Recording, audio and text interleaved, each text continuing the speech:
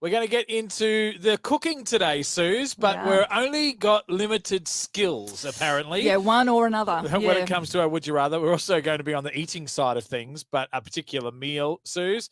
And how far is too far when it comes to some pet pampering? We're going to get to that and a whole lot more as we hang out with our Luke and Susie live. The Luke and Susie quotable in just moments, and it's talking about insanity. It's Luke and Susie with Faith, Family, Culture. Luke and Susie with you. We're broadcasting from Greece. What's the wise words of someone from yesteryear?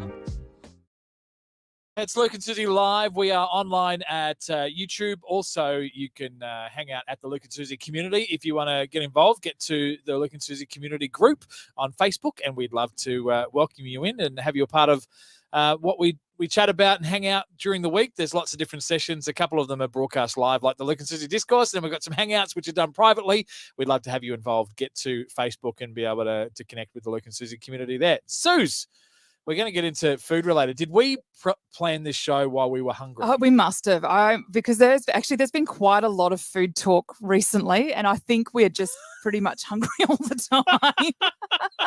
We're going to get into this in just a few moments. Now, Would You Rather is what's going to kick us off as we get underway, because our Would You Rather, Suze, it is about our cooking skills, because some of us have some, and then there's people like me as well.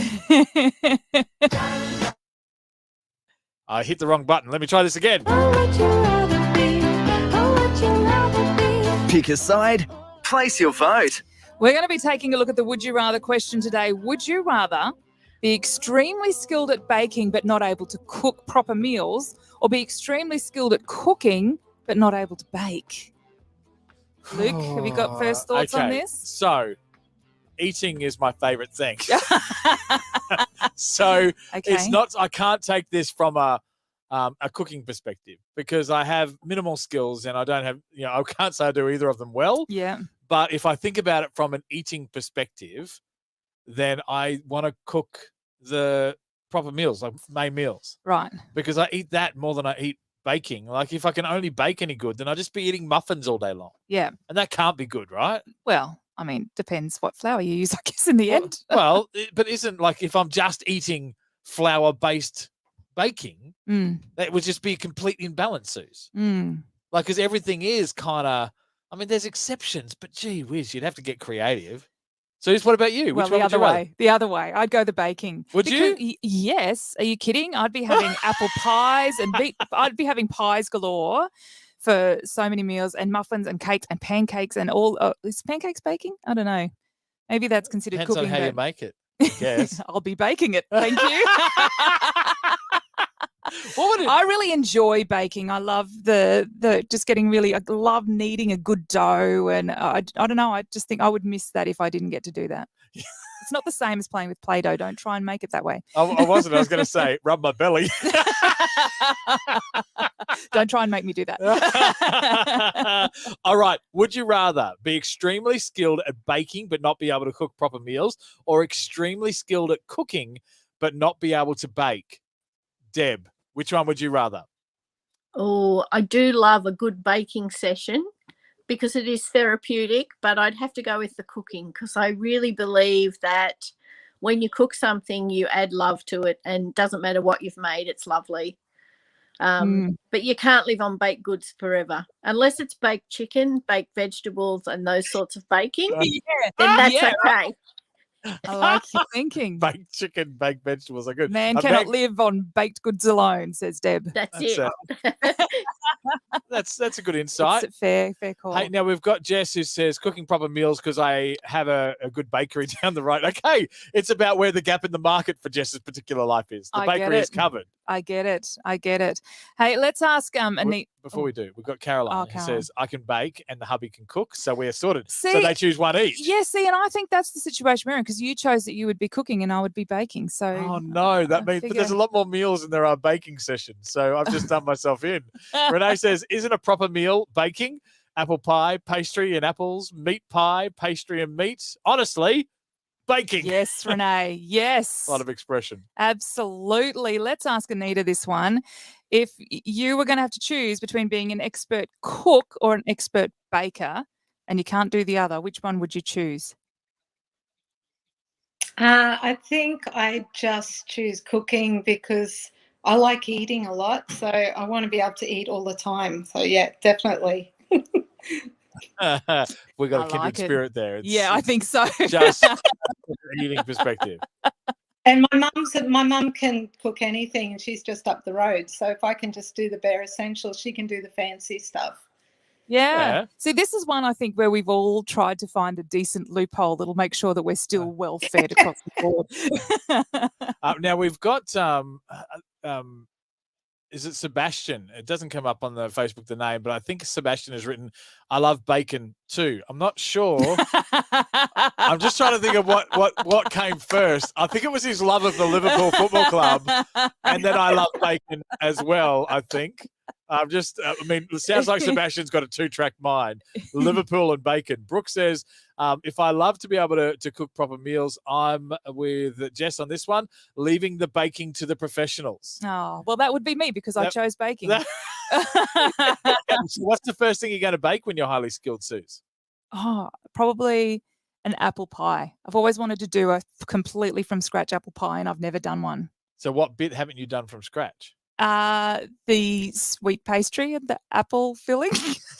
So, all of it? So all of it. What's left in an apple pie? Isn't that really it? Pastry and the apple. That's it. Like I said, I've never done it before. Susie's are always in some kind of foil wrapper with a plastic. You see them on TV shows, or you see them in the movie where they put the pie in the window to cool down, and they've got the latticed pastry on top. They always look so good. That's the kind of mum I want to be. I'm not, but I wish I was. Well, Suze, we are going to be continuing our conversation about food, but it is particularly about breakfast. And you were kind of fascinated about the concept of the eating the same thing over and over again. Yes, when it comes to breakfast. We're going to get to this as a part of our Luke and Susie Discourse. Luke and Susie want to talk about what matters to you. To share your thoughts or suggest your topics to be discussed, the Luke and Susie Discourse. So there's a lot of areas of my life where I do not have routine. But in the last few weeks, I have routine around one thing, and that is breakfast. Well, it's sort of the morning routine I have. And so I have the same thing for breakfast every day. Right. It's one piece of bacon, 2 eggs scrambled, and an almond latte every morning. Yeah. And so what I'm wondering is, does everybody else have the same thing for breakfast, or does everybody else have different things for breakfast? What's kind of people's morning pattern when it comes to the first thing you eat each day? Well, I'm quite okay with having the same thing every day, except that's just not how it turns out, because what I have for breakfast is purely based on one thing and one thing alone. Mm-hmm. Well, actually, sorry, it's 2 things and 2 things alone. Right. It's probably 3 things. Let me go in reverse order. Whether we've done enough the shopping and got everything that I actually normally would want to eat, how late I've slept in past my alarm, and how lazy I'm feeling on the day. If I had all of those things lined up, I'd have the same thing every day, over and over and over, and it would just be one less decision to have to make. And what would you have? Eggs on toast. Eggs on toast. With maybe some spinach and some stuff to add some veggie content. You like fried eggs, though, don't you? I do. Typically, it's just, I mean, I don't mind. It's just less effort, typically. Put it in slow to make sure that the hot plate's slow, and I can go off and do a couple of other things and come back and they're done. And they're ready. Yeah, that's good. That's Boiling's another good option for that as well. But okay, so for me, it's not about the problem with the monotony. It is actually all about just timing and preparation. And it's just some periods I'm more motivated than others. All right, well, let's ask you on this one. Bev, how are you? I'm good, thank you. So what about you? Do you have the same thing for breakfast every day, or do you just mix it up across the week? I mix it up across the week, and it depends if Nigel will cook me what I want for breakfast. So if you'll cook the porridge and make me the eggs, otherwise I'll eat toast one day, toast the next day, cereal, toast, cereal. And then if he really, if he's nice to me and makes the porridge and the eggs, I'll eat them. So nice. You've got this sorted out, Bev. I reckon you've got this sorted better than I do at the moment. Well, not at the moment. I have one-handed Nigel, so it's not very good for me. So That's true. Sounds That's like true. as well. Nigel's on notice, so that's it's good to know. Let's go to Makiri. Firstly, is that how you pronounce your name? Marketing. Sorry, say it again. Marketing? Marketing. Nice name. Beautiful. Do you Thank eat you. the same breakfast every day? Oh, we kind of rotate it around. So we kind of have the same thing until we get sick of it. So we have like Bertram muesli until we get sick of it, and then we'll have cereal until we get sick of it, and then we'll just kind of rotate it. Ah, nice. Okay. How old are the little ones? 3 and 1. 3 and 1, and they wouldn't dictate anything about what happens in the house in the morning routine, would Oh, everything. Yes. That's why Bertram muesli is a good idea, because you prepare it the day before, and then just add the yogurt. Yeah, exactly. All right, let's talk about the routine when it comes to breakfast. Now we've got Brooke who says coffee breakfast. She's messaged through on Facebook. Angela says a different brekkie. Actually, mostly it's brunch by the time I get to it a little bit later. Jess has 3 things: a piece of toast in winter, cereal in summer, and sometimes, just to change it up, some baked beans. You know they're good for your heart. You know, don't. They also have other effects too. Goodness me. What am I going to do with you? Caroline likes a bit of variety for breakfast. I'm doing light and easy, so I get a good choice at the moment. Oh, see, someone else sort of organising and making the decision for you. That's a great way to get your breakfast sorted out. Renee says, we have plenty of choice in our home, but each person has the same thing every day, but it's different to everyone else. We're creatures of habit in our home. Fiona, when it comes to breakfast, do you have the same thing every day, or do you mix it up? Well, I've been doing the Noom thing, so kind of light and easy, but you have to do it yourself. And I dice up my watermelon and pop it in a container, and I eat it on my way to work. Ah, very convenient breakfast. A lot of effort for watermelon, I know, but it's good. You can eat it with a fork. Yeah, I do like the Noom app, and I'm using that at the moment as well. And just the way it sort of helps to give some visibility and color around the different types of food you're eating. There's some really good stuff in that. Yep, absolutely. Watermelon's great. Strawberries, grapes, bring it on. Yeah. Yeah, see, I find calorie-wise, breakfast is my favourite meal of the day, and it's my biggest meal of the day calorie-wise as well. It's good. Apparently, if you eat a good breakfast, you don't tend to snack through the day and you don't get hangry later on, and it's all good.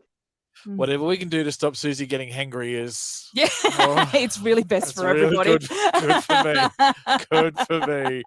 Hey, all of our show is thanks to our program sponsors, and we want to explore. There's so much to explore, so much to experience. There is so much Australia, and you get to rediscover our great country, all of its beautiful secrets and majestic surprises. Head off-road with the Blue Water Camper trailer with program sponsor Blue Water Campers. A quality Blue Water camper makes any adventure possible and every journey enjoyable. So take a look at the range at Blue Water Campers today and chat to the team about all the options available to you. You can check them out at bluewatercampers.com.au.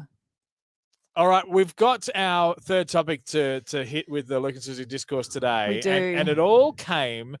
our producer, Semi, who is about to join us right now. Semi, we'll get you up on the screen as well because you had an experience recently that kind of captured your attention and maybe did it make your head shake just a little bit?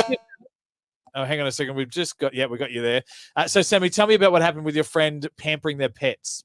Well, I have a close friend who has like a little Pomeranian sort of dog, and obviously small, fluffy. They do get pampered. They get the nails done, have to get trimmed because they're so fluffy. And she'll run around and she'll get little leaves and twigs and stuff in her hair, which is fair enough. What I found very interesting is when she takes the dog to the doggy parlor to get all tidied up, they also have the option of doing like manis and petties where they like massage the puppy's feet, and a blueberry facial for your dog. A pooch facial. A pooch facial. Okay. Yes. Puppy facials. Yes. And so then you were kind of going, okay, is that too far or how much? Where's the line? Because it does seem like that's at least close to a line. Yeah, I felt like, getting your dog trimmed, nails cut, completely understand that. I don't believe I've ever had the need to give my dog a facial or like a massage, like for the paws. Right. Hearing all of that makes me feel like we're really significantly neglecting Cozy. So here's the difference between that dog and our dog. I will occasionally tap my shoulder and call our dog, so he gives me a shoulder massage. We're certainly not arranging for him to get one. It's like, okay, let's just get him interested in my shoulder so he can play around there, or lie on on my stomach and have him play on the back, get the ball or the bone thrown onto my back, so it gives a little bit of a rub in too. Yeah, that's right. And look, it feels too much for me, but I don't know. Like, it's not a lack of wanting my dog and my pet to be comfortable and feel good. It's just when they can't talk and tell you for sure, if there's no, like, do they like it? Do they enjoy it? Is it making them feel better? And if it did, I kind of would go, yeah, okay, but how do you know? Like, are we just not putting our likes onto them? And do they not like? Do they need a facial? I probably need one. I reckon I'm overdue. I was going to say, yeah, but the dog has lots of hair on his face, but I won't make any comment. I won't make. How far is too far? That was too far.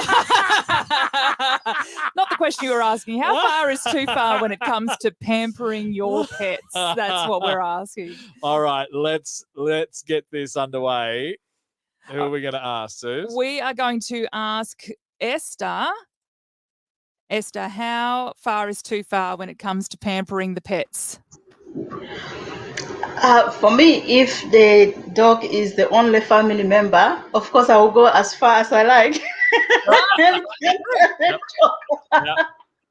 You'll mother that animal if that's all you've got at your disposal. Yeah. So good. All right. Well, let's check with Nabila. Nabila, how far is too far when it comes to pampering the pet? Well, I own a Rottweiler cross, so if somebody wants to have a crack at trying to give her a facial, I'll be there with the first aid kit. Not a fan of the treatments then? Oh, dear me, no. In order for us to trim her nails, she has to go under a general anaesthetic. No. Wow. Okay. So no sort of puppy pampering. No. She gets clipped. She does get clipped, but that is it. That is as far as it can be taken. All right, I might spring this on a couple of people as well. I see we got Anita there. Anita, when it comes to the animal pampering, how far is too far? Oh, I think I'm a bit of a softie for animals, so I don't have an animal anymore.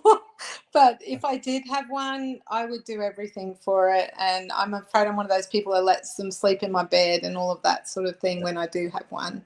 Yeah, I'm a softie. And then they become your child. They're like your baby, aren't they, when you've got an animal? And I must admit, when my puppy went to heaven, the people, animal lovers, boy, you could pick them because they were the ones that put their arm around you and cried with you. On the point you just made, they're like a child. We don't give up. Like what? Like, so things like the facials and the pampering, we don't do for our children typically, do we? Oh, that's a good point. That's actually a good point. I don't do that for my kids. So, yeah, should you do it for your animals? A certain age of our children where I think we would do have them pamper, but it's not because we want what's best for them. It's because we want them out of the house. Yeah. You sound like my husband. That's what he'd say.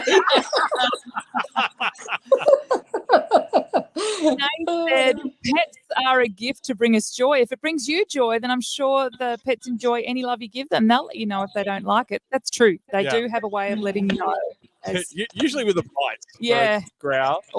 Our dog was upset with you the other day because you had said previously to test whether he knew the word, you had said you said bed. Yeah. And he left and he went to the bed and you just went to the toilet and came back out to the lounge room and he got back up on your lap. And then when you said bed the next time, it was like the bark he gave you was like, do you mean it this time? Are you for real this time, Mum? Yeah, he really doubted me. He was upset with you. I let him go. But I've realised in this conversation he does sleep in the bed and I do give him massages myself. I don't take him to a doggy massage parlour though. You give him massages? I do. Yeah. When do you do that? He runs around a whole lot more than any of us, so I figure his muscles must get sore. We love it when you get involved. So make sure if you're seeing this on the Facebook page, Facebook group, YouTube, then just get involved in the chat and be able to put your comments up. We'd love to have it as a part of what we're talking about. But in the meantime, so much to explore, so much to experience, and so much Australia. You get to rediscover our great country, all of its beautiful secrets and majestic surprises, and head off-road with the Blue Water Camper trailer from program sponsor Blue Water Campers. A quality Blue Water camper, it makes every adventure possible and every journey enjoyable. So take a look at the range at Blue Water Campers today and chat to the team about all the options available to you.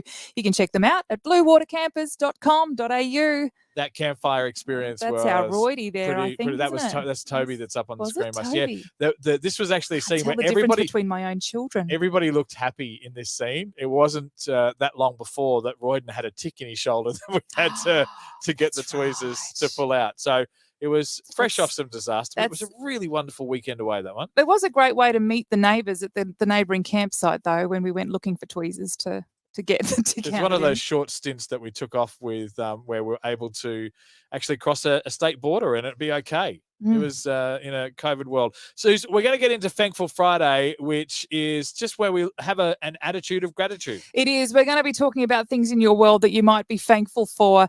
There's so much going on in our world at the moment, and yet we know that our bodies and our brains benefit so much when we take the time to be grateful. And so we ask every single week, what are you in your world thankful for? And I'm just desperately looking for the button on the machine, and I cannot find it. Can't find it? So I was trying to get you to stall so I could. No, that's not. It's gone. You don't remember where you put it? No. Well, let's just get into Thankful Friday. Okay. Anita, what's something in your world that you're thankful for? I'm really, do I say thankful or thankful? With an F. With an F, Anita. Yeah, look, okay, it's really sorry, I'll get it right. It's good that you asked up front. So I'm very thankful that we can sing again in Queensland. I've got a choir that had to shut down with COVID, and now we can sing. So we're back singing. Gee, that makes a difference. It's a funny thing to expect that would have been gone through this pandemic, but not being able to sing has been massive for so many people across the country. So that's a great one to be able to point out and be thankful for. Thanks, Anita. Let's have a look around our room here and see who else we have. We have Fiona. I've just thrown, you've thrown Deb up on the screen. Deb, what are you thankful for? I think it's really tricky to pick one thing. I would have to say I'm thankful for my lovely slippers, the best pair I've ever had in my life. But, you know, if you want to go into really in-depth thankfulness, it would have to be that every time I see a rainbow. Oh, that's a lovely thing. Why do you love rainbows? I just think there's been times in my life where different things have happened, or I've had a bad day, or I've been stressed, or something's happened, and I'll go outside and there's a rainbow, and I know that God puts the rainbow just for me to say, hey, you know what, don't forget I'm still here. It's got nothing to do with the floods. It's all to do with, I was thinking about you today and I brought this rainbow out just so that you would feel peace. Oh, that's amazing. That's beautiful. Hey, some comments on Facebook, and we've got someone who says that I'm thankful for the new house that I live in, which is amazing. Brilliant. Caroline has said, I'm thankful that my dad has finished his treatment and is feeling okay. That's a miracle. Yeah, wonderful. And Jess is thankful for things like annoying Luke, and she deliberately, I paraphrased it, thankful, but she deliberately put a TH there, just in capital letters, just to annoy me. Thank you. Renee says, I'm thankful. Well, she said thankful for all the teachers and the many hours they are spending organising and supporting kids who are schooling from home. My kids included. Thank you, Renee, for that. That's a great thing to be thankful for as well. Let's finish with Fiona. Fiona, what's something in your world that you're thankful for? I've actually been quite aware lately of intergenerational friendships. I've got friends that are my mum's age, that are older than my mum's age. I've got some friends that are my age, and I've got friends that are quite a bit younger than me. And I'm very thankful for that, because you actually get a really balanced view of things, and you can sort of be in touch with all those generations, but they all have something different to offer in support in your life, and you can also be a support to them. But I've just been really aware of the very wide range of generations that I've got in my friendship group, and I really, really appreciate them. That's a great one. Yeah. Thank you for sharing that. Now, I understand Esther has something she's thankful for as well. Oh, Esther said, I'm thankful for our medical system. Oh. Do we have Esther there as well? Yeah, I'm here. My video is not working. I'm thankful for our medical system because I had surgery 10 days ago. I just came back from the hospital this morning to get the stitches removed in my elbow. Before I had the surgery for many years, my elbow had become locked. So I couldn't, my elbow was not flexible anymore. And just within the 10 days after the surgery, I'm able now to stretch my hand and fold my hand. So the elbow is flexible. Wow. Wow. So good. That's awesome. And what a great reminder of the things we take for granted and the access to be able to have this medical care like you just experienced. Thank you for sharing that, Esther. Thank you, Luke. Thank you, Susie. Did you hear that? I think he said thank you, Esther. I think with a TH. I'm pretty sure. All right. Well, I corrected myself. I fixed myself up. It's okay, Suze. Thankful Friday. Hey, I do want to appreciate everyone who's been involved in the show today as one of our live shows. So thank you to Deb and to Anita and to Nabila and to Esther and Fiona and Makare and Bev as well. And all of those on the chat with Caroline and Jess and Sebastian. And I think we need to honour Sebastian's request. He wants us to talk about the Liverpool Football Club, who started off the season 2-0 with 2 good wins. That's all we have time for. And there's probably just maybe we need to mention the Brisbane Lions as well. And who's asking about perfume washes? That was when we were talking about pampering our puppies. Oh, that's too far. Yeah, no, I agree. Perfume washers, that's too far.